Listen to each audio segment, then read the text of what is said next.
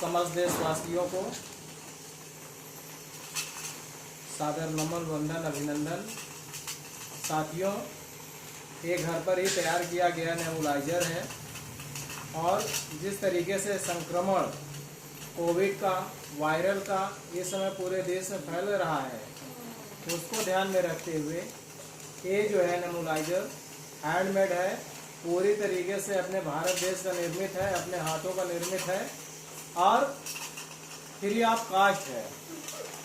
आप नेबुलाइजर करने के लिए ये जो दवाएं मिलती हैं, इसका प्रयोग इसमें आप कर सकते हैं और आराम से पूरा 1 सप्ताह जो है स्टीम वीक मना करके भारत को कोरोना मुक्त करने में अपना योगदान दे सकते हैं, अपने परिजन को स्वस्थ रख सकते हैं, सुरक्षित रख सकते हैं।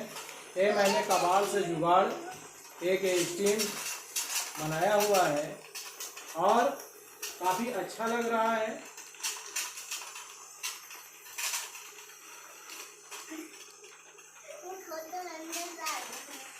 ये देखा जा सकता है साफ साफ।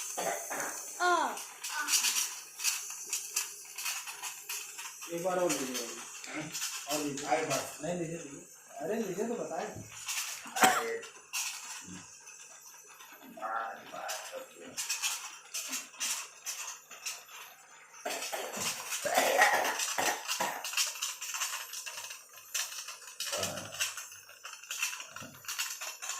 मुंह खोल करके लीजिए।